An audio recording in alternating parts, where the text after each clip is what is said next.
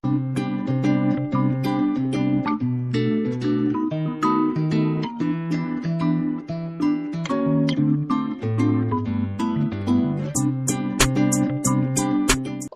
dorameiros e dorameiras de plantão. Aqui é a Natália. E aqui é a Bruna. Estamos aqui com o primeiro dorama do ano que nós estamos resenhando, que nós estamos assim focando e trazendo para vocês, nossos ouvintes maravilhosos. E o dorama é Rei Eterno. Então, pessoal, o Rei Eterno vai contar a história do Rei Eterno. A gente já vai ser introduzido em uma parte bastante confusa, porque a gente, na verdade, vê o rei criança e ele tá passando ali por um momento meio conturbado, porque ele tá vendo o pai dele ser assassinado pelo próprio tio, e ele também, né, tá meio que sendo perseguido pelo tio, e o tio tá querendo matar ele. Só que ele consegue se salvar do tio, o tio foge, enfim, e ele cresce e se torna o rei da Coreia. Mas não é a Coreia que a gente está achando que é, pessoal. Porque, na verdade, a gente está falando de um mundo paralelo, onde a Coreia é um reino. Então, não houve a Guerra da Coreia, ela não foi separada, é um reino conjunto. E o nosso protagonista, o Lee Min-ho, ele é o rei de lá. E quando houve essa situação dessa traição do tio dele, que acabou resultando na morte do pai dele, e ele acaba até ficando com uma cicatriz também, tudo por causa que o tio dele ele queria um objeto mágico que o pai dele tinha, e acaba que esse objeto mágico, que é uma flauta, ele é partido no meio e o tio dele fica com uma metade, ele fica com outra. E nesse imbróglio aí, dessa traição, ele consegue pegar o crachá que estava no bolso da pessoa que salvou o nosso rei eterno. E esse crachá tem a cara da nossa protagonista, que no dorama ela chama Teu. E só que tem uma coisa que é muito bizarra, assim, que no crachá que ele pega lá atrás tem o ano de 2020, 2019, se eu não me engano. Tá lá o ano de 2019. E ele fica sem entender o que está acontecendo, mas como ele cresce nesse meio da matemática, da teoria física, ele acaba até considerando algumas coisas que talvez existam em outro mundo, mas nada muito concreto. Essa pessoa, né, que tá no crachá, que tem esse crachá, que embora seja um crachá oficial, ela não existe no mundo dele. Então, por isso que ele fica mais abismado ainda, né? Aí, depois de toda a situação, acaba acontecendo um evento, né? Que ele tem um vislumbre dessa pessoa, né? E aí o portal que liga os dois mundos, chama ele, né? Num sonido de flauta. Aí ele acaba descobrindo e entrando no outro mundo de uma forma assim, por acidente. Aí começa a nossa história. Ele descobrindo, né, que os dois mundos estão interligados, como eles estão conectados, as mudanças que aconteceram. E nessa aí ele acaba descobrindo, ele acaba cogitando que talvez, né, o tio dele, né, o traidor que matou o pai dele, não esteja morto, né? Aí ele vai em busca dessa certeza, saber se ele está morto ou não, se ele ainda quer tomar o poder, o que que ele está fazendo. E o dorama inteiro vai girar nessa trama a fim de capturar o vilão. E o mais louco é que o dorama já começa com um homem apaixonado, né, Natália? Porque, tipo, a cena que termina o primeiro episódio é dele se encontrando, a Teu e o nosso rei. E, tipo, ele já meio que rola um clima ali, um clima super estranho. O que você tem a dizer O sobre clima isso? só dele, só da parte dele. Totalmente. Uma das grandes críticas para Rei Eterno é que o Minho e ela, né? Eles não têm química nenhuma, assim, como casal, né? Como personagens. E eu até queria trazer isso para nossa discussão, Natália, porque em 2020 esse foi um dos maiores assuntos, porque ambos são os maiores atores da Coreia atualmente. Eles sempre estão em doramas. Foi o dorama de estreia, novamente estreia, reestreia do Lee Min-ho, depois do serviço militar. E logo com essa polêmica de ele não ter química com a protagonista. O que você acha disso?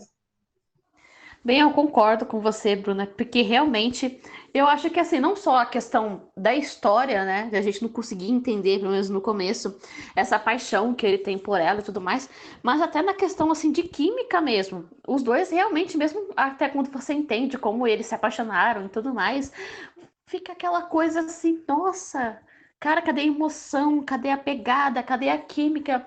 Que realmente não tem. E é estranho, porque são dois atores maravilhosos. Quem aí conhece o Lee Min-ho, sabe? Já sabe como que ele é um ótimo ator, já vibrou pelos beijos dele em outras atrizes, mas infelizmente não rolou com ela. Eu não sei se foi a escolha dos personagens, né, que não conectou muito bem, né, porque ela é uma personagem mais séria, né, no Rei Eterno, e ele também é um personagem muito sério, então talvez isso tenha impactado também. Talvez se ela tivesse feito uma personagem, né, se a personagem que ela tivesse que interpretar fosse uma personagem mais descontraída, talvez a química tenha rolado mais naturalmente, né? Falando de novo, porque a atriz é maravilhosa, gente. A atuação dela foi perfeita pra mim no Dorama inteiro, do começo ao fim. Ela foi divônica, como sempre, como foi em Goblin, mas eu acho que realmente não conectou com Lee Min-ho, o que foi muito triste, porque é um drama cheio de cenas românticas, de cenas de beijo, né, que tecnicamente era para ser um parque de diversões para nós dorameiras, mas não foi. Particularmente, eu não gostei de nenhuma cena romântica. E assim, para mim, toda vez que eles se beijavam, era ok. E tipo, o que é muito broxante, porque uma cena de beijo, ok, e um drama cheio de beijo, ai, para mim foi muito decepcionante. O que que você acha, Bruna? Então, Natália, eu até assisti aquele filme da Netflix que tem com a Kim Go-eun, a nossa Oni que a gente tá falando aqui. Ele chama Sintonizado em Você, e ela faz uma personagem que ela também, assim, ela não é aquelas Onis brilhantes, cheias de alegria, cheias de piada, sabe assim?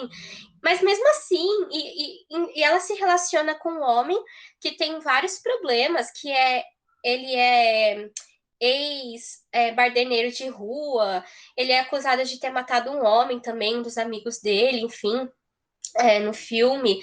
E mesmo assim, a química rolou entre eles. E eu trago até o exemplo de Teasing the Trap, que ela faz a personagem que também não tem brilho nenhum, e ela namora com um homem lá que é tipo horrível, ele é horrível. A gente entende que ele tem traços de sociopatia ou psicopatia, tudo bem. Mas assim, ele é um homem horrível, ele não tem graça, ele é sempre sério, sempre fazendo coisas ruins para as pessoas, e mesmo assim, tiveram cenas de Teasing the Trap que eu achei muito fofas. E eu queria ser ela, tendo um relacionamento E assim, teve sabe? química, teve Teve química química. nos dois casos. Uhum. Sim, foi muito natural. Por exemplo, ela em X in the Trap, o casal em si, eu vejo que é muito natural, entendeu? Assim, as cenas fofas deles, as cenas de Kiss, todo o embasamento dessa parte ali, eu vibrei. O que não aconteceu em Rie Eterno nem no primeiro beijo, né? Ainda mais que o primeiro beijo foi até precoce, né? No terceiro episódio, né? Pra nós dorameiras foi precoce.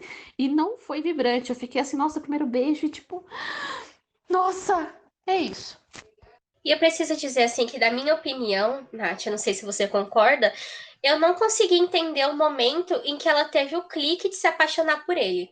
Eu não peguei esse momento que ela começa a se apaixonar por ele. Pra mim, tipo, ela não gostava dele, aí de repente ela ama ele como ela ama o cara de Goblin, sabe? Assim, Não, pra mim foi uma coisa para muito mim, estranha. eu consegui entender. Porque, tipo assim, foi um cara sem digital que apareceu na sua vida, assim, sem digital, com botões de ouro e um cavalo de raça que veio da Europa. Entendeu? Aí do nada esse homem vem, fala um monte de baboseira pra você, fala que gosta de você. Aí do nada esse cara some do mapa. Eu acho que pra mim foi a primeira vez que ele sumiu do nada, literalmente. Que ela começou a pensar nele e tudo mais. Aí na segunda vez, ela já sentiu saudade. Pra mim foi a primeira vez que ele sumiu, né? Que ele foi embora. Mas dá pra entender, assim, pra mim eu consigo entender como ela se apaixonou. Pra mim foi algo assim, foi algo natural, pra mim, entendeu? Pra mim fez muito sentido. Mas da parte dele, pra mim não faz sentido nenhum. Até hoje eu fico assim, tipo, que ele se apaixonou mesmo. Sabe, ela é assim, como ele é o rei, né? Então eu vou falar que ela teve muita sorte dele se apaixonar por ela, porque pra mim foi um acaso do acaso do acaso do acaso.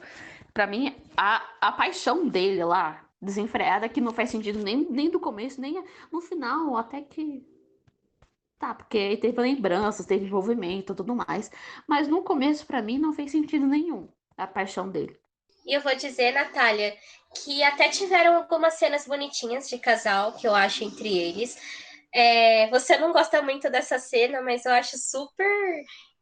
A cena em que ele vem com toda a cavalaria para salvar ela lá, depois que ela foi sequestrada, né, no mundo dele, enfim.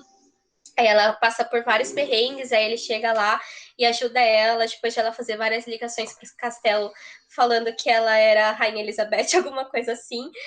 E a outra cena que eu gosto muito é quando eles vão pegar o bichinho naqueles negócios de tiro e ela se sai melhor que ele. Eu acho isso incrível. Tipo, ela tirando nos bichinhos e conseguindo o bichinho que ele tava tentando dar pra ela. Ah, sei lá. Pra mim foi. Essa cena do bichinho, pra mim, foi ok. É como eu falei. Eu, infelizmente, eu não fiquei assim. Ah, que incrível, que fofo. Ai, meu Deus. Em nenhuma cena, né? Uma cena assim, que, tipo, e não foi pela cena. As cenas assim foram bem feitas, foram bem pensadas e tudo mais. Mas infelizmente, como eles não tinham química, ficou algo extremamente forçado, sabe? Então, por isso, aquilo quebrava muito, não fazia você chegar ao ápice. Eles fizeram uma cena que tinha tudo pra você chegar ao ápice, mas infelizmente, pela falta de química do casal, pelo menos na minha opinião, eu não cheguei. Pra mim, eu achei legal, mas, tipo assim, isso é um clássico já vi em outros dramas, né? Essa parte das unis, né? Pegar a frente aí nos brinquedos e conseguir e tudo mais. Mas sei lá, e também ele é o personagem, assim, o rei, o Ligun, né? Que é o personagem do Lee Min-ho. Ele é um personagem muito quadradão, entendeu? Muitas cenas que era pra ser um pouco mais engraçado, pra mim diminuiu um pouco por ele ser desse jeito quadradão. Por exemplo, essa cena aí, por exemplo, eu achei que ficou até um pouco assim, meio sem graça, porque ele ficou bem quadradão ali também, entendeu? Ela foi pegar a arma e ele, ok, entendeu? Tipo assim, nem. Acho que a única cena engraçada foi que ela falou: Nossa, não acredito que você serviu o exército. Eu fui tenente. Aí, tipo, isso, entendeu? E ele assim, sorrindo. Ah, mas com certeza tem alguma coisa que a gente gostou de Rei Eterno. Porque esse foi um dos doramas, como você disse no começo, Nath, que mais foram populares em 2020, mesmo que ele tenha começado com uma audiência super baixa lá na Coreia do Sul, porque as pessoas não estavam muito entendendo essa dinâmica de mundo paralelo ou de viagem no tempo. Depois ele conseguiu sair muito bem. E aqui no Ocidente, ele foi realmente muito bombado, até porque a Netflix fez bastante propaganda em cima dele. Era um dorama que as pessoas estavam falando bastante no mundo dos Instagrams, dos Twitters, dos Facebooks de dorama aí. Então vamos falar do que a gente achou de bom primeiro em Rei Eterno. Acho que uma das coisas fundamentais que fez com que ele bombasse muito, principalmente no Instagram, é que é um dorama assim que ele esteticamente é um dorama muito bonito. É um dorama muito bem filmado. Todas as cenas são belíssimas, não só na questão de cenário, mas também nos jogos de luzes, na dimensão em que a câmera tomou, no foco, no desfoque. Sinceramente, todas as cenas do drama são muito bonitas. E você vê que não é só por causa que eles escolheram cenários bonitos. Às vezes eles estão no meio de um armazém, no meio do nada, e eles sabem ter aquele jogo de luz, aquele jogo assim de imagem. Então acho que por isso que fez. Foi um drama assim que ele teve muito ibope aqui, né? Ainda mais no ocidente, porque é um drama que ele tem uma estética muito bonita. Embora na trilha sonora eu não achei tão assim, tão impactante e tudo mais. Mas nas imagens são perfeitas. Eu particularmente gosto da trilha sonora de Rei Eterno. Eu acho que ela se presta a dar uma ótima ambientalização pro dorama. E eu gosto muito de algumas músicas em particular. Depois a gente compartilha lá no nosso Instagram quais são as minhas músicas favoritas de Rei Eterno. Mas uma coisa que eu queria te perguntar, Natália, que até ficou meio em dúvida, assim, principalmente para mim, na época que meus pais estavam assistindo Dark e tal.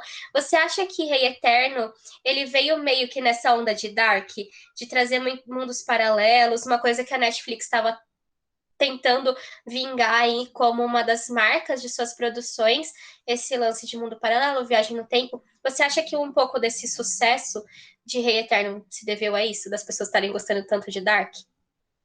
Então, eu particularmente não gosto, não é assim, não é que eu não gosto, eu nunca vi Dark, né? Tá na minha lista de séries para serem assistidas, mas eu particularmente não sei. Não conheço nada de Dark. Pra mim, eu sou uma pessoa que não tem zero, eu não tenho nenhum spoiler de Dark, então pra mim isso vai ser algo muito novo quando eu for ver essa série. E assim, eu acredito que sim, né? Porque a temática, né, tinha dado certo. E por que não fazer uma visão romântica, né? Porque basicamente Rei Eterno é uma visão bem romântica, bem fofinha, da história, né? Da viagem entre dois mundos paralelos. Então, acho que sim, foi algo que acho que foi um tiro no escuro, porque não tinha nenhuma produção asiática feita nesse estilo, abordada nessa temática. Seria um dorama que tem aquela pegada de os dois casais não podem ficar juntos, né? Que é a mesma coisa que a gente viu em Goblin, que deu muito certo.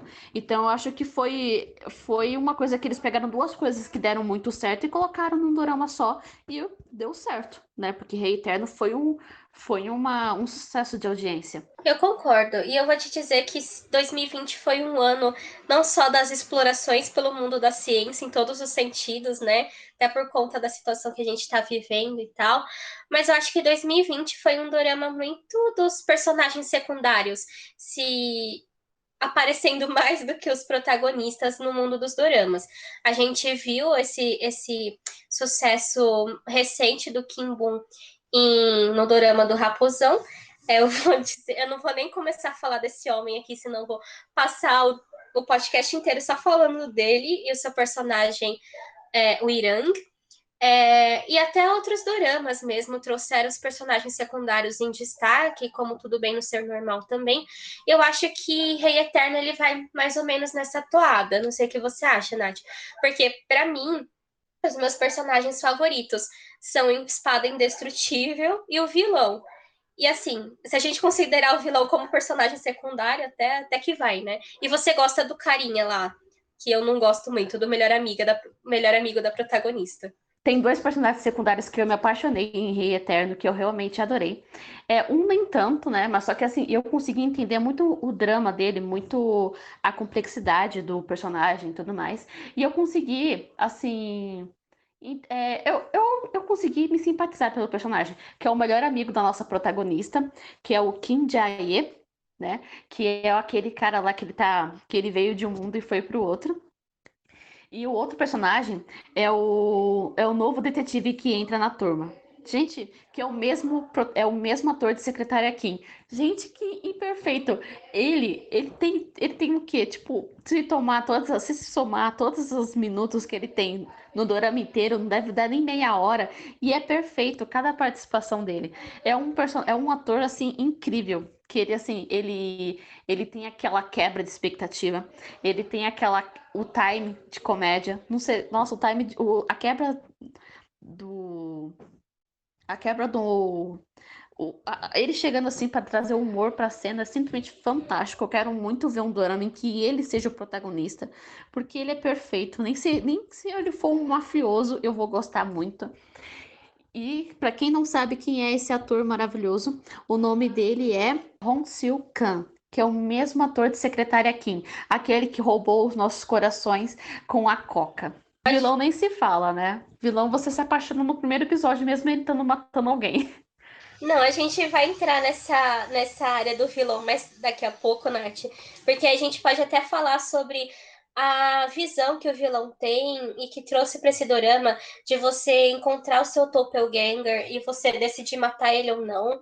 Eu gosto muito dessa parte do dorama específico, a gente fala mais sobre isso depois, mas eu preciso defender rapidinho o meu espada indestrutível aqui, porque ele foi considerado por todo mundo como um dos melhores personagens de Rei Eterno, eu tenho provas, e o Duhan, ele é um ator que ele se destaca aí na Netflix. Se você quiser assistir outro dorama com ele, ele fez Meu País, que é um dorama histórico, e eu super recomendo, eu gostei muito do trailer, e já tá na minha lista para assistir, E o Woo Han, que ele é tão carismático quanto ele é no dorama, ele é fora, como pessoa. Então, falando dele dentro do dorama como espada indestrutível, eu acho incrível o que ele fez fazendo dois personagens tão diferentes um do outro. O personagem dele no reino, na Coreia do Reino, né? Enfim, ele é um personagem super sério, que ele não sorri, não demonstra seus sentimentos. Ele tem aquela amizade bromance com o rei, mas assim, é uma amizade de anos, mas nada que ele demonstre facialmente. Só que aí no momento em que ele acha a versão dele na Coreia República, ele meio que começa a se abrir, sabe? Porque o outro é tão expansivo e brilhante e sempre fazendo as outras pessoas rirem, demonstrando seu amor para todo mundo. E eles se complementam muito, muito bem. E eu acho tão interessante esse ótimo trabalho que o do Han faz, que até mesmo o tom de voz, a entonação que ele dá para os dois personagens são completamente diferentes. A A gente sabe linguagem corporal é totalmente diferente. Ele simplesmente totalmente. arrasa nos dois personagens. Também é um personagem que eu amei durante o dorama. Não, é isso, né, Nath? Assim, e a gente torcia para os dois darem certo com seus relacionamentos românticos, que também eram a mesma atriz que a minha queridinha, que aparece como a raposinha de Tale of the Nine-Tailed. E a gente torcia para os dois. E os irmãozinhos dele também na República. Eu achava eles tão fofos e sabendo que os dois eram pessoas diferentes, assim, de cara. Achei isso muito É, interessante. na verdade, só a irmãzinha que sabia, né? O outro só ia na Sim. onda. Ela Nossa, era mas muito assim, inteligente. perfeito. Muito inteligente, gente. Aquela menina, meu Deus do céu, ela já devia já se alistar. Sim, até vocês que têm dúvidas sobre alistamento do exército lá na Coreia, eu acho que Rei Eterno mostra um pouquinho disso, né? Porque o personagem dele na República, ele tá em período de alistamento, só que eu não lembro muito porque ele não pode participar do exército efetivamente e ele faz serviço público. E é mais ou menos isso que aconteceu com o Lee Jong-suk, porque o Lee Jong-suk, para quem não sabe, ele teve um acidente de carro quando ele era jovem, então ele tem alguns probleminhas na perna e tal. Aí ele não pode se alistar no exército efetivamente. E ele fez serviço público nesses 2 anos. Mais ou menos o que acontece em Rei Eterno. E a gente já vai aí falar do vilão, Natália, porque eu tô ansiosa. Nossa, eu simplesmente fiquei apaixonada pelo vilão de Rei Eterno. Nossa, não só porque assim é um vilão que a gente percebe que ele é muito inteligente. Ele simplesmente sabia como usar as pessoas e ele sabia o que as outras pessoas queriam. E muitas vezes as pessoas, elas nem queriam nada material, elas sempre estavam perdidas na vida, e ele foi lá e deu um rumo para elas. Eu adorei como ele usou a psicologia humana e tudo mais, e como ele jogava as pessoas contra os seus sósias. E uma coisa também que eu adorei, né, que até uma parte no drama que ele fala, né, é que ele quebra aquela coisa assim de, eu sou tal coisa porque eu nasci assim. Por exemplo, o rei. O rei, ele só é o rei, independente se ele é bom ou não, se ele é inteligente ou não, ele só é o rei porque ele nasceu com uma posição. E para quem não sabe, né, o vilão, né, a principal indignação do vilão é porque ele é o filho mais velho, mas só que ele não pode ser rei porque ele é fruto de um relacionamento proibido, de uma concubina. Então, por isso que ele não tem direito a ser rei, mesmo ele sendo capaz e tudo mais. E a questão dele querer traçar o próprio destino, de sair dessa zona de nascimento, né? De só porque eu nasci assim não quer dizer que eu vou ficar assim. Eu quero mais, eu quero conseguir alcançar o meu objetivo, né? Tá até uma cena no drama que ele conversa com o menino, né? Aí ele pergunta pro menino, né? Que aí depois, mais pra frente no drama, a gente entende qual o papel do menino durante toda a trama. Aí ele pergunta pro menino o que que ele tá lendo. E o menino está lendo o Rei Arthur. Aí ele pergunta: é sobre o que o livro? É sobre um homem que tem sangue nobre e que pega uma espada e vira rei. Só quem tem sangue nobre pode virar rei? Que história ruim. Esqueça o sangue nobre. A espada tem que ser empunhada para quem sabe usá-la. A justiça não faz a espada. A espada a espada decide o que é justiça. E é exatamente isso que a gente vê em Rei Eterno, porque é o Lee Gun. que faz a justiça, independente se ele tá certo ou não, ele empunha a espada, ele é o rei, ele que distingue a luz das trevas. Aí por isso que eu achei isso perfeitamente incrível para embasar o vilão. E a dúvida que eu acho que fica depois de você assistir Rei Eterno, pelo menos eu fiquei pensando nisso, eu até jogo essa pergunta para você, Natália. É tipo, se você soubesse da existência de um outro mundo paralelo, que existisse outra Natália, você faria o que aquelas pessoas fizeram? De assassinar seus doppelgangers e viver a vida delas? Ou você.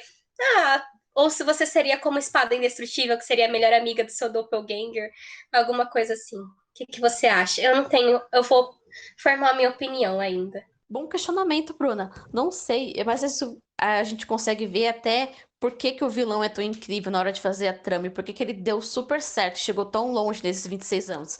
Porque ele pegava, escolhia pessoas que realmente não tinham outra opção, que estavam à beira do colapso, que estavam assim na beira da miséria, que elas não tinham literalmente nada a perder. Ou melhor, elas tinham para perder a única coisa que elas tinham, que é a vida. Aí ele dava para elas uma esperança, né? Uma esperança de ter uma vida melhor, de não morrer de fome, né? De não ser destruído naquele meio onde eles se encontravam. Então, ele literalmente jogavam as pessoas contra as sósias dela, né? Eu, Natália, se eu conhecesse a minha sósia de outro mundo, eu com certeza ia virar a melhor amiga dela, porque ou ela pode querer me matar, né? Então tudo depende, acho que, da realidade onde as pessoas se encontram. Se você está numa realidade hostil, onde você está morrendo, é muito provável que você vá querer destruir para conseguir ter o que só outra parte tenha, né? É exatamente essa questão que o vilão trabalha no mundo inteiro.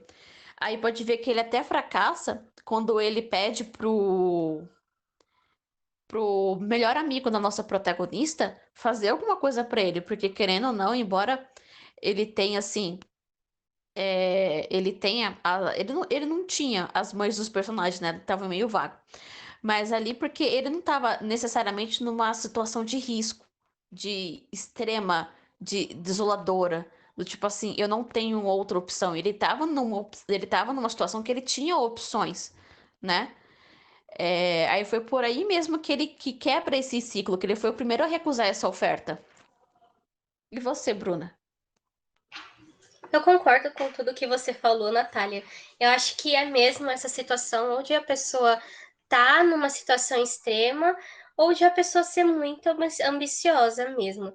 Porque eu até ia te perguntar, né, se a sua sósia tivesse em uma condição que fosse dos seus sonhos, você ainda seria da sua opinião de ser melhor amiga dela? Ou bateria aquela invejinha? Tinha aquela inveja saudável, mas eu ia pedir dinheiro emprestado pra ela e fica tudo certo. Ia pedir ouro.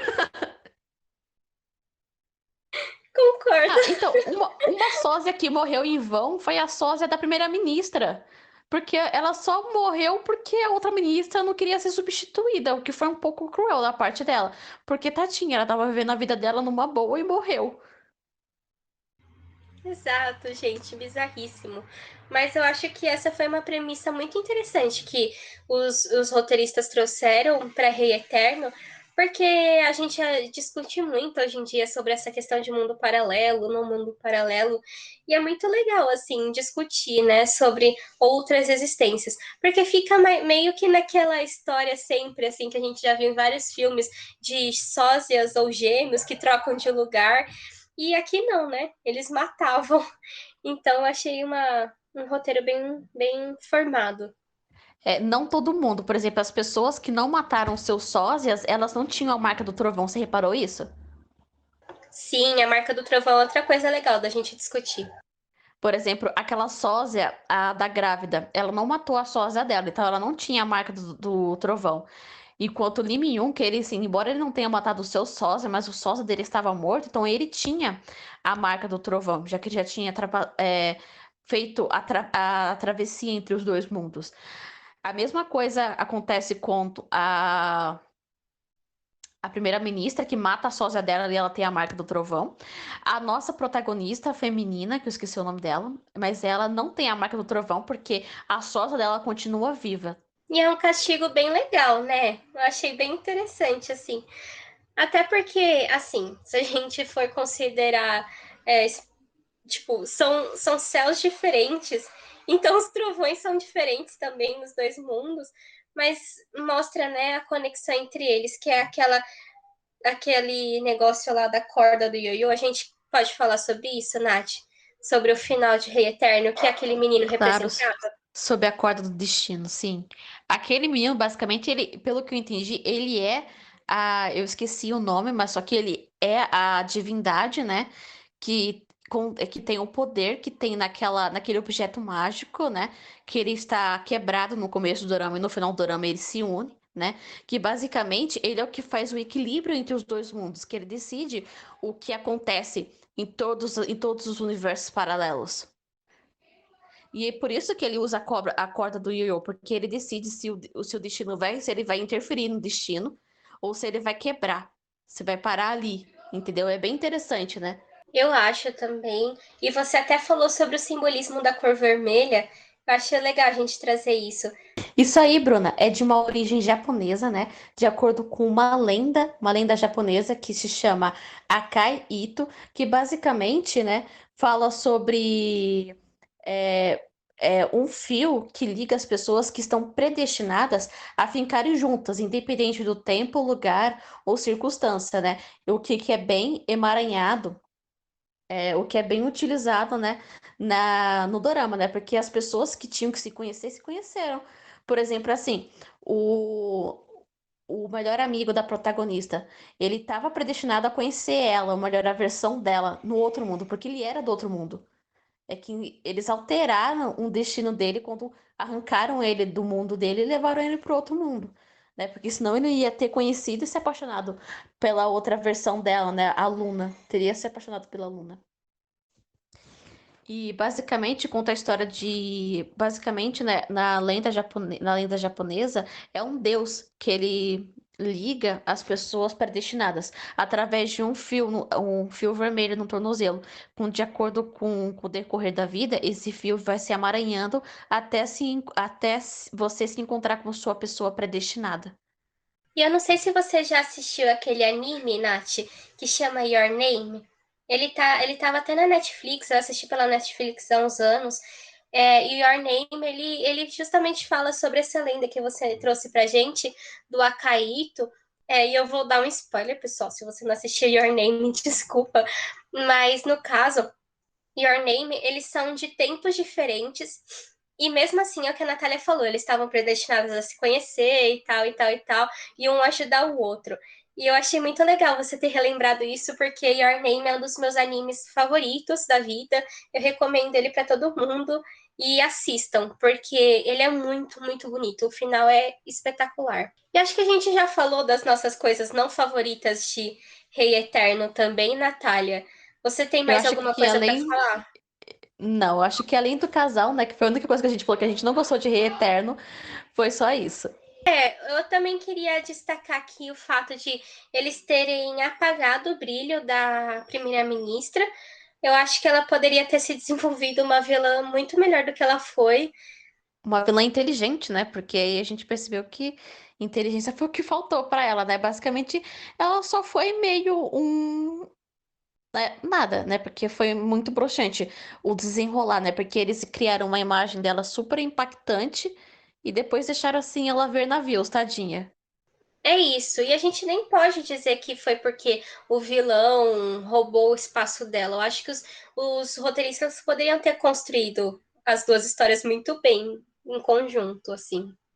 Sim, exatamente. O que faltou nela foi tudo, né? Ela não fez um jogo próprio, né? O que é estranho, né? Porque alguém que tá na política, no meio que ela tá, ainda mais numa posição que ela tá de primeira-ministra, né?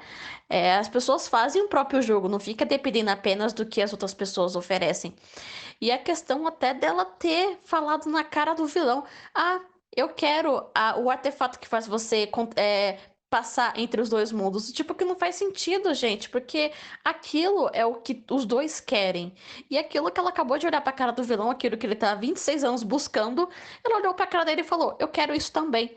Aí, tipo assim, gente, quem é que faz isso? Tudo bem ela querer isso. Mas como que ela fala isso pra cara do cara, entende?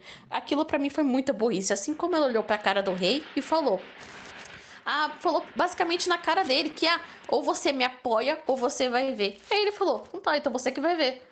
Exatamente.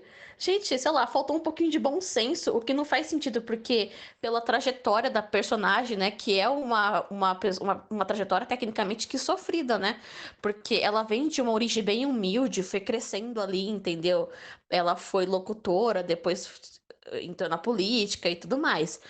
E ela não fez o próprio jogo, ela simplesmente foi indo com o que aparecia e de repente acabou, né? Ela nem conseguiu fazer o próprio jogo dela e nem foi útil pro vilão no final. O que foi, assim, bem decepcionante esse desenrolar da personagem, ainda mais pela ter tanta daquela entrada impactante e tudo mais, aquela cena, assim, maravilhosa dela entrando, mostrando quem manda. E, sei lá, pra mim faltou desfecho mesmo.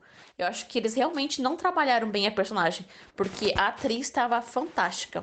Eu concordo, ela era uma atriz maravilhosa que por muito tempo ela deixou de atuar no mundo dos doramas, era meio que a reestreia dela junto com o Lee Min-ho em Rei Eterno, e a gente sabe o potencial que ela tem, assim, como atriz, foi questão de roteiro mesmo. E uma coisa questionável também foi o final de Rei Eterno, né, Natália?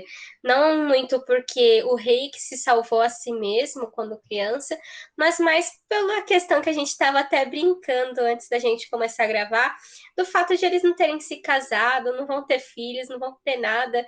Essa é uma coisa meio broxante, eu diria. Não sou broxante porque não faz sentido. Porque assim, ela não casar, não ter filho, tudo bem, é a vida dela, a decisão dela. Mas ele é um rei, ele tem toda uma pressão, tanto interna, né, da Coreia, quanto externa de gerar um herdeiro.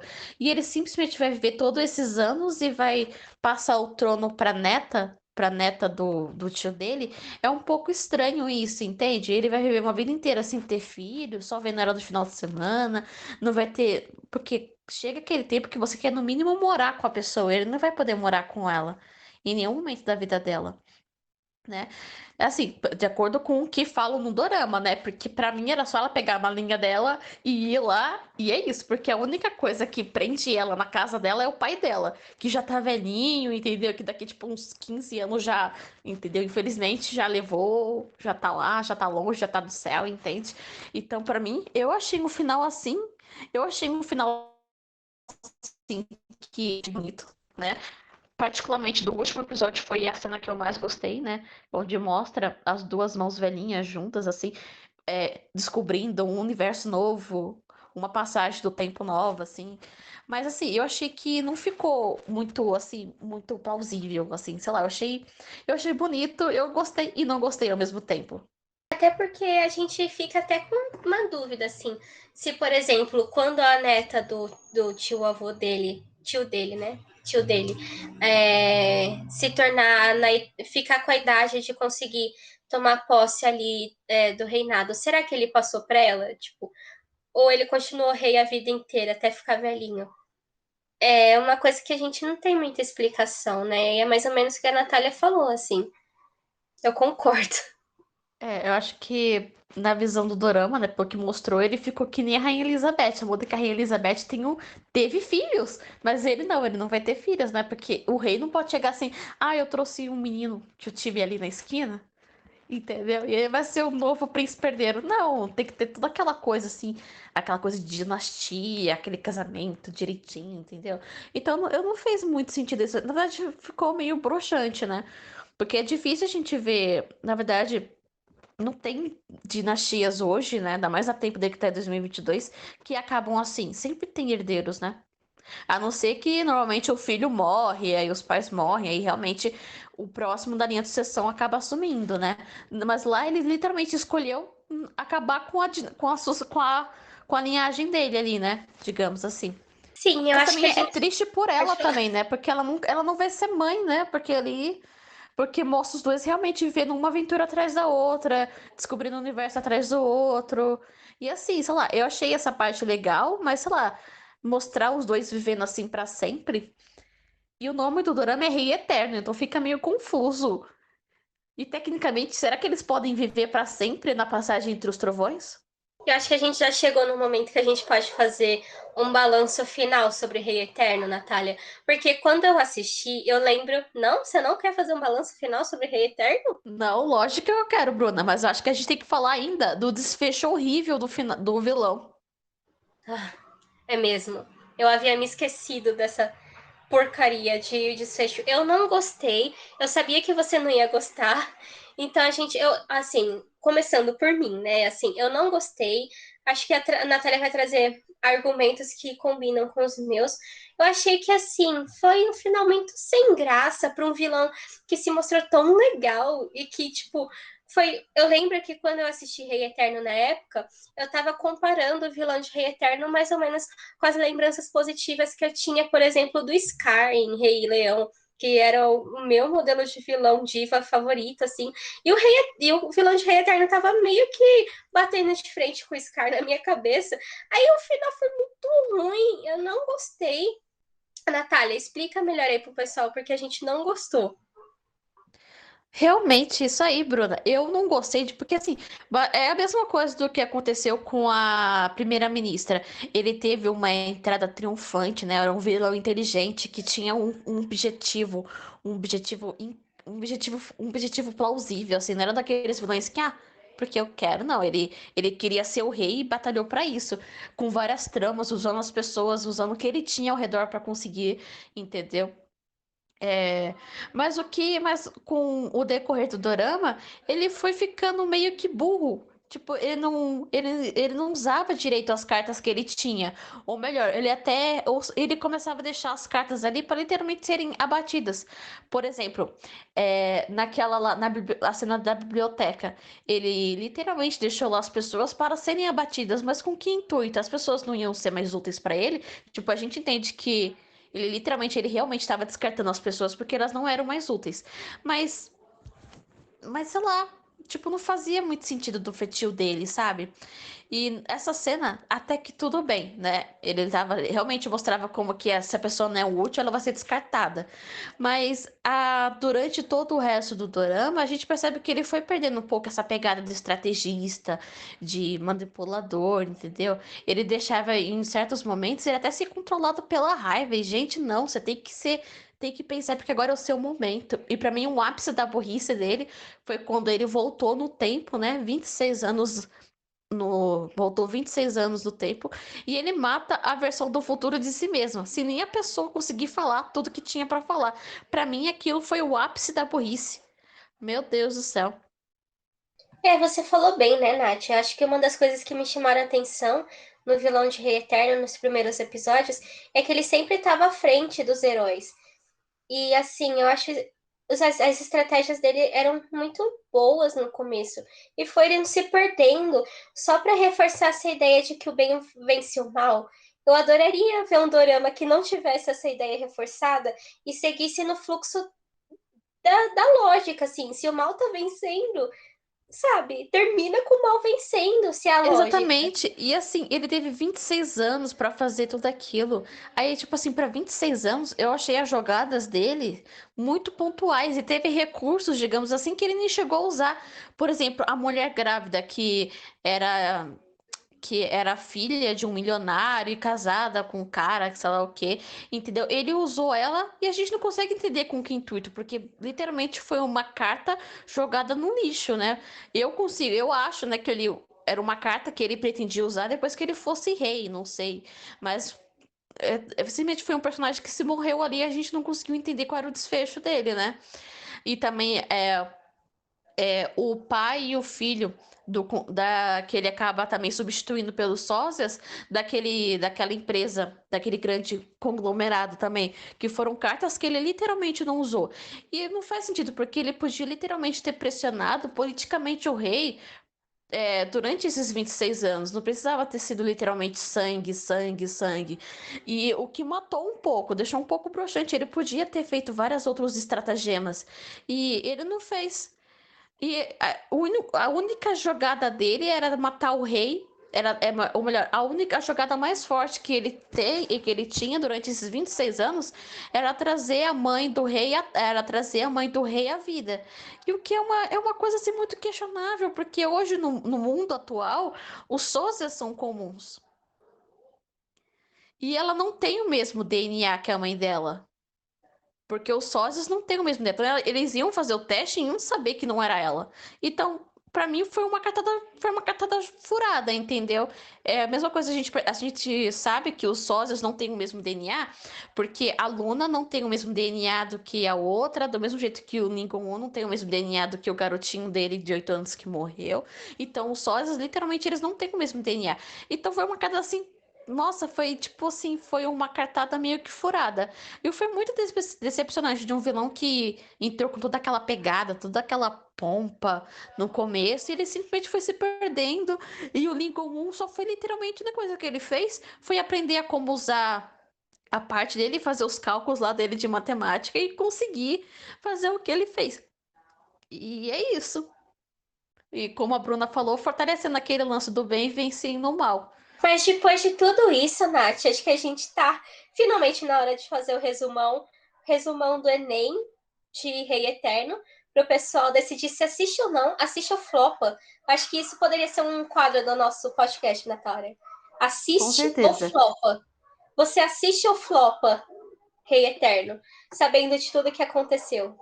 Olha, vou ser sincera, é um dorama incrível, mas com certeza floparia no 10º episódio, no 8º, assim, porque não é porque, sei lá, eu só vi mesmo porque a gente já tava com um projeto pro nosso podcast e tudo mais, mas é um dorama que, sei lá, às vezes é que assim, eu particularmente o que eu mais prezo no dorama é o casal, a interação entre o casal, a química, e por não ter, e pelo dorama não ter tido já essa pegada, essa química, me desgastou bastante toda a trajetória, mesmo sendo muito interessante, tendo uma ótima filmagem e tudo mais. Então, assim, eu floparia no 8º episódio. Mas é um dorama que, assim, que eu floparia, mas eu recomendo pra todo mundo. É um dorama que eu floparia no 15º episódio também, Nath. Eu acho que ele entra na minha lista de doramas são perfeitos até o penúltimo episódio, mais ou menos o que acontece em Flor do Mal, mas a gente pode falar de Flor do Mal em outro podcast aí. Mas eu acho que é um dorama bem legal se você gosta de série, principalmente Dark, essas coisas assim. Eu super recomendo para quem gosta de fantasia. É um dorama muito bonito fotograficamente, como a Natália falou. O que peca é no casal, mas assim, se você não liga muito para histórias de romance e quer ver mais a parte de aventura, de fantasia e tal, acho que é um dorama interessante. Eu daria uns 9,6 para Rei Eterno, 9,5, 9,4 por aí. Eu daria 9,5 pela qualidade de todas as cenas, que são cenas.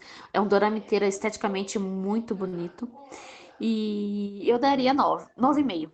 Acho que é a nota. 9,5.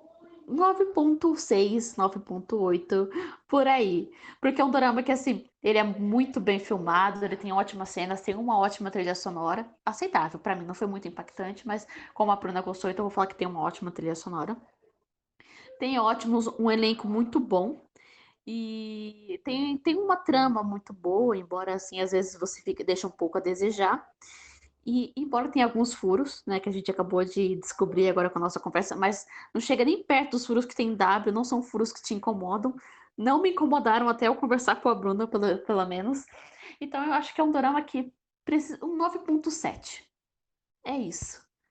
E se você tá ansioso pelo dia em que a gente vai dar um 10 para um dorama, ouvinte, espere até a nossa resenha aí de Goblin, porque eu acho que só Goblin que a gente passa pano para qualquer coisa de defeito que tenha mesmo. Enfim. Mas vamos aí, Nath, falar sobre o Além do Drama. Porque o Além do Drama tá muito complexo.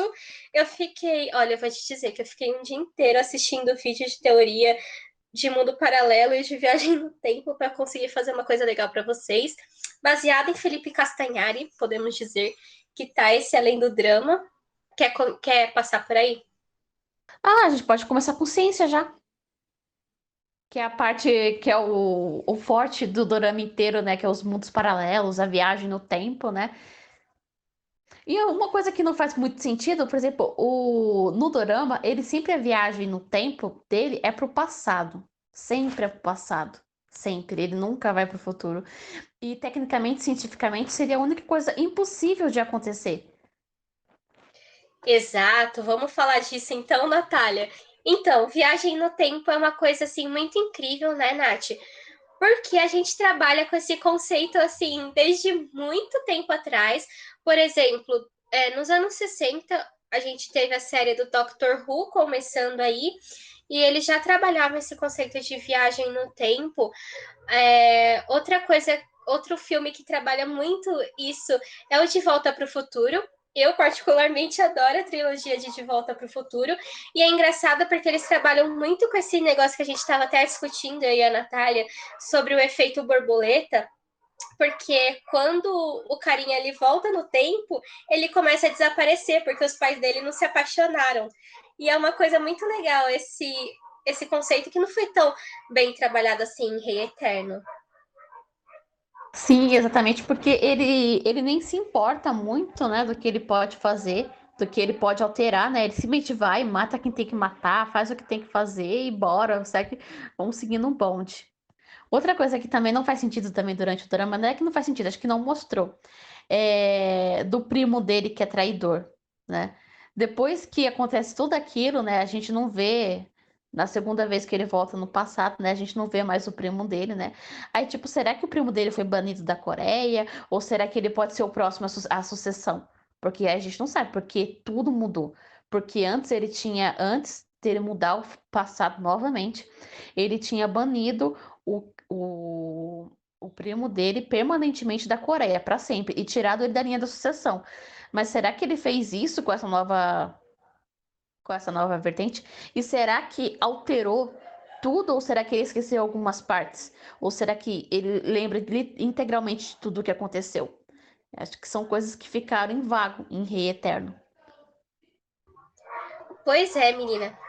Mas vamos lá, né, falar sobre como funciona essa coisa de viagem no tempo aí, porque eu particularmente eu adoraria poder, nossa, eu adoraria poder matar o motorista do ônibus, mas tudo bem. Vai, continua.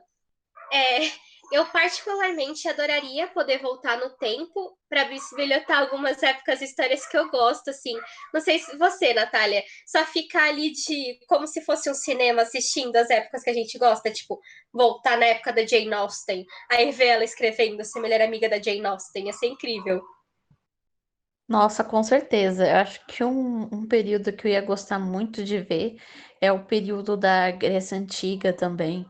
Nossa, do Egito, né? Particularmente do Egito, né? Do que particularmente da Grécia.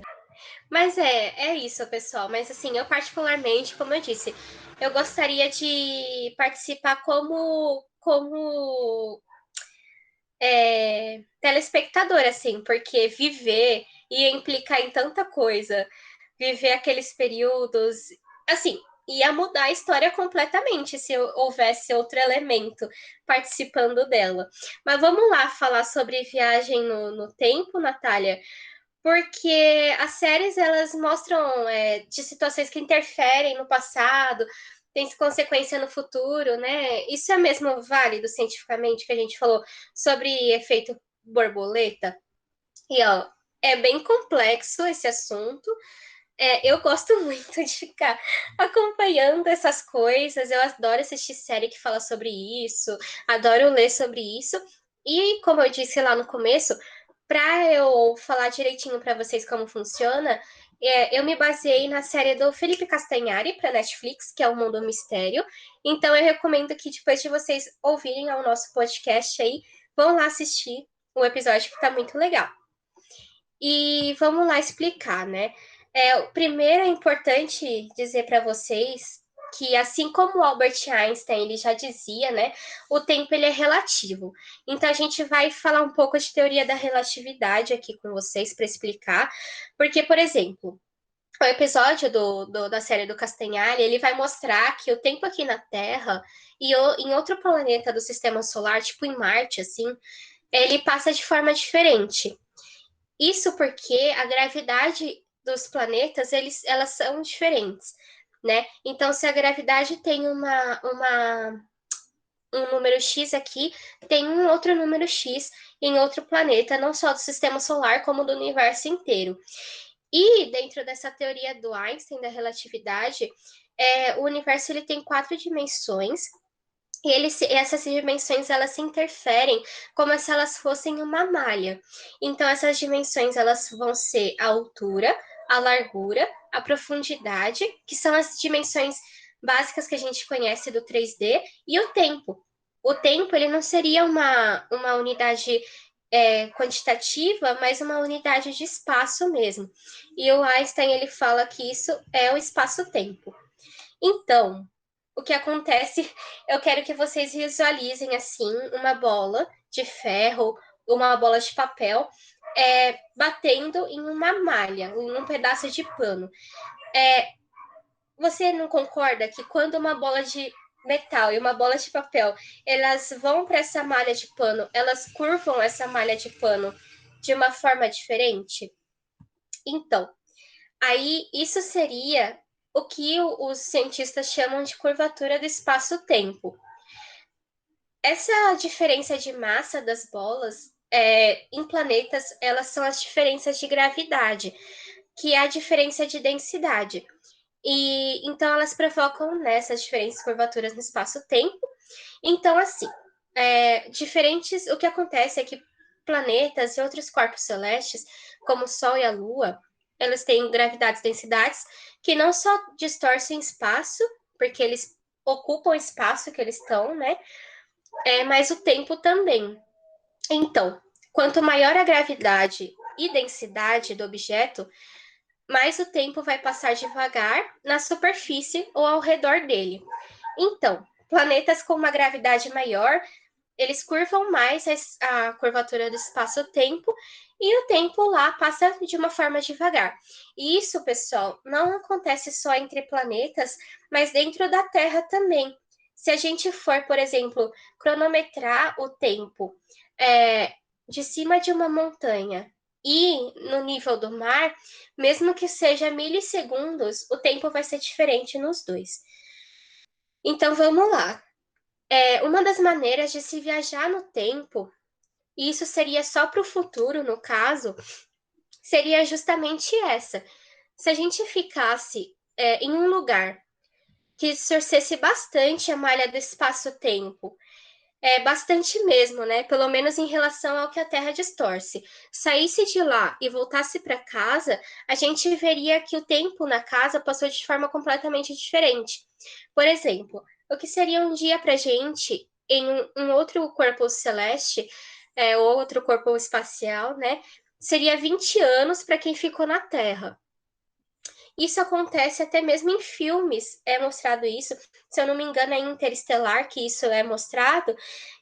Isso pode ser ainda mais potencializado se você vai para um lugar que está próximo a um buraco negro, porque os buracos negros são os corpos que mais curvam a malha do espaço-tempo, porque eles têm uma densidade absoluta, né, de grande. Mas existem outras formas de viajar no tempo e sempre para o futuro, tá, pessoal? Outra forma de viajar no tempo que o episódio mostra do Castanhari é pela velocidade.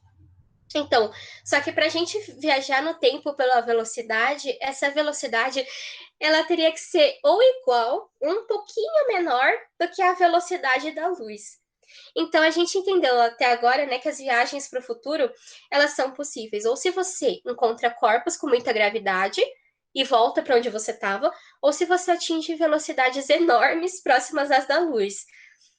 Mas viajar para o passado, como acontece em Rei Eterno, é hipoteticamente impossível para a física, porque para você viajar para o passado, você teria que atingir uma velocidade maior do que a velocidade da luz. Porque quando um corpo chega à velocidade da luz, o tempo ele chega a zero. Então ele praticamente congela. Então, para que o corpo volte para o passado, ele teria que ter uma velocidade maior, entendeu? Para que essa linha chegasse ao menos 1. Isso só em hipótese mesmo, pessoal, porque não existe nada mais veloz do que a velocidade da luz no universo inteiro. É uma possibilidade que é muito debatida e que não são todos os cientistas que acreditam nela, são os buracos de minhoca. Os buracos de minhoca, eles são túneis de tempo que ligam dois pontos do universo, que poderia ser um ponto no presente e um ponto no passado. E esse buraco de minhoca, ele poderia aparecer para a gente de diferente forma. Por exemplo, em Dark, o buraco de minhoca é o túnel que eles passam. Então, eles conseguem voltar para o passado. Em Rei Eterno, esse buraco de minhoca, ele poderia ser o portal, entendeu? Então, essa possibilidade poderia ser plausível dentro do dorama, considerando a teoria do buraco de minhoca. Mas não são todos os cientistas que acreditam nisso. E é isso que eu tenho para falar assim, sobre viagem no tempo, Nath. Se você quer comentar alguma coisa, para a gente passar para o lance dos mundos paralelos, que é tão legal quanto. Nossa, faz todo sentido, né? Porque lá a passagem dos trovões, né? Como é nomeada no dorama, né? Podem ser, né? Vários canais, vários buracos de minhoca, né? E cada um leva para uma alternativa, para uma realidade alternativa diferente. Pode ser. É isso aí, mas eu acho que o mais especial mesmo de Rei Eterno são os mundos paralelos, né, Natália? Que gera várias discussões aí. E assim, você acredita que existem universos paralelos? Eu vou pedir sua opinião antes de começar a explicar. Eu prefiro dar minha opinião depois da sua. Você acredita em mundos paralelos? Eu acredito, Natália. É assim, mesmo antes de pesquisar mais coisas científicas sobre isso, eu já acreditava. E eu gosto muito, como eu falei lá no começo, eu sempre paro para assistir se algum programa está falando sobre isso. Eu acho que é muito impossível que só o nosso universo exista. Assim, tipo, porque a gente nem sabe o que existia antes do Big Bang, entende? Então, por que não poderia ter existido uma coisa que explodiu em outro universo? Esse universo não exista também. Eu vou explicar a teoria dos universos paralelos, ela é um pouco diferente do que eu tô falando, mas eu sempre pensei nesse sentido. Aí, estudando cientificamente, eu só reforço o meu argumento de que existem sim vários multiversos. Eu também acredito porque o universo, né, é tão complexo, né? A gente não entende basicamente nenhuma vírgula nenhuma vírgula, né? Quase nenhuma vírgula, né, do tudo que existe nele, né? E como ele é tão vasto, né? Como que não pode existir uma versão de mim diferente? Ainda mais tem tem as questões, né, de que os mundos paralelos podem ir acontecendo a partir de alguns momentos que tem na nossa vida, de decisões que poderiam ter afetado tudo e que uma versão minha pode ter aceitado ou não, né? Então, sim, eu acredito em mundo paralelos. É aquilo, né, Natália? E se você tivesse escolhido outro curso da faculdade? E se você tivesse escolhido outro caminho de rua para pegar naquele dia específico? Você conheceria outra pessoa?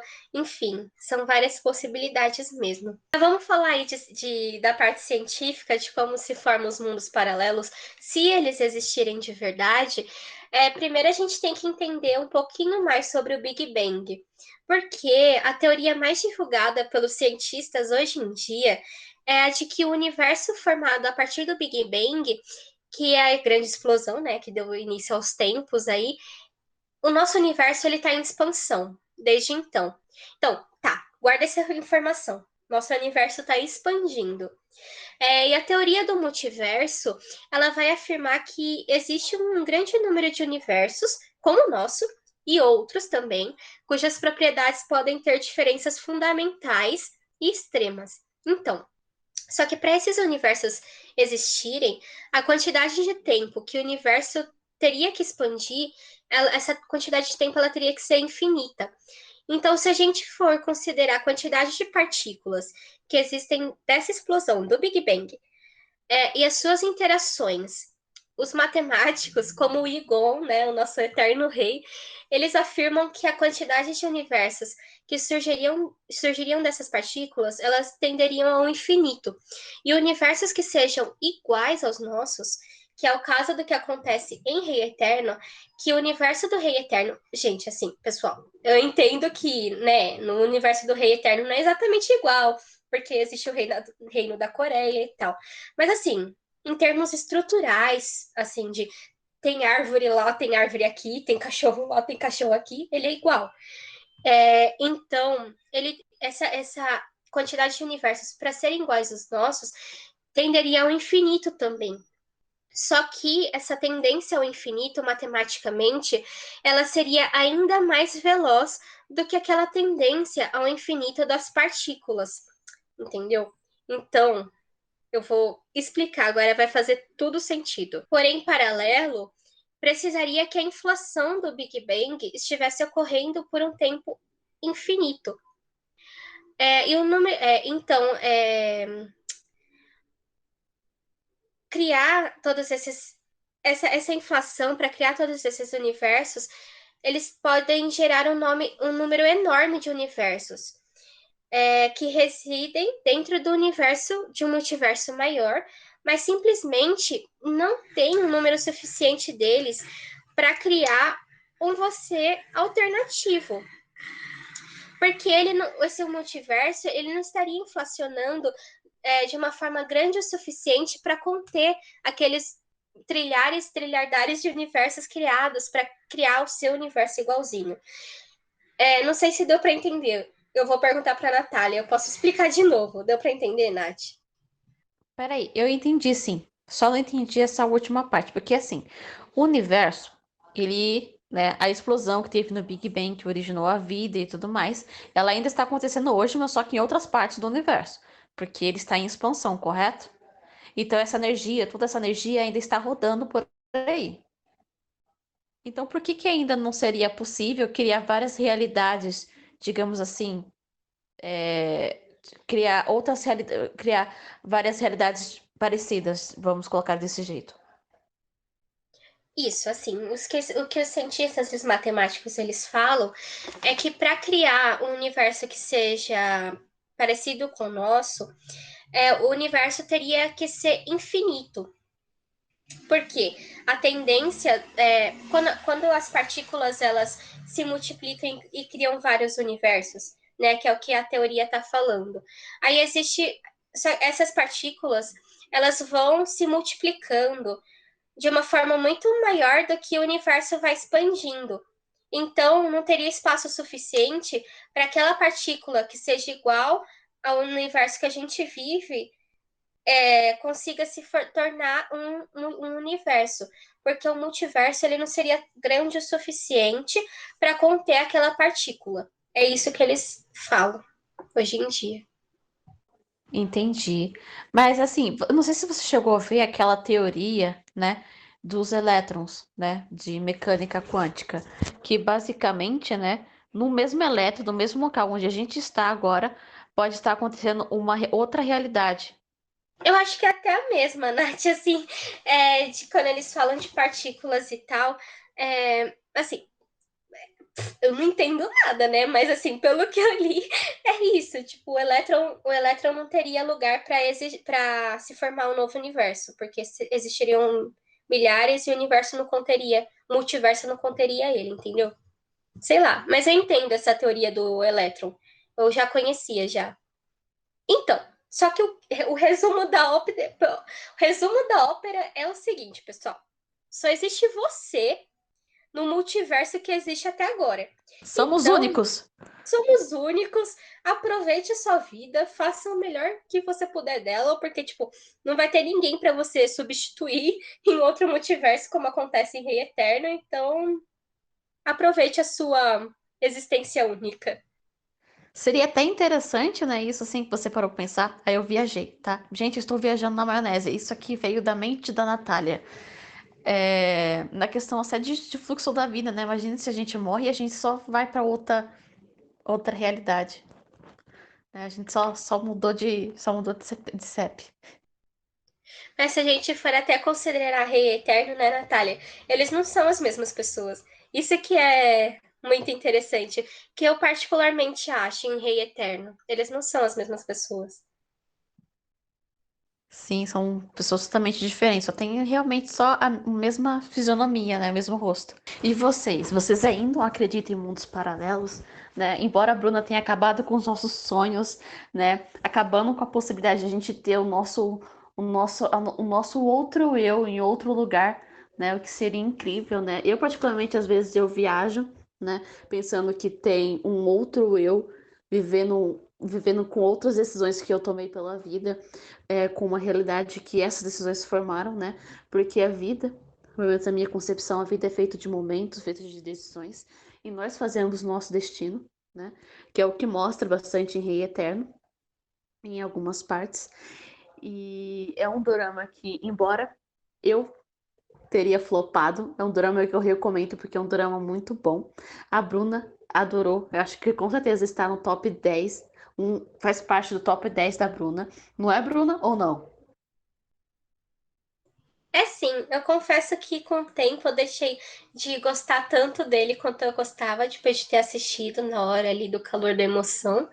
Mas Rei Eterno, eu acho que é um dorama muito bom, assim, pra você que tá começando, porque é um dorama que tem tudo, assim, e ele tem várias ligações com coisas que você já viu no Ocidente. Então assistam. Exatamente. Ainda mais assim, vocês, dorameiras que não são muito chegadas no romance e tudo mais, que não faz muita questão, né? Então, é um dorama que vocês vão adorar, né? E assim nós finalizamos o nosso podcast de hoje com um dos dramas mais badalados do ano passado, né? De 2020. E eu quero que vocês deixem a opinião de vocês nesse dorama no nosso Instagram, @doramas em foco. Saraiê!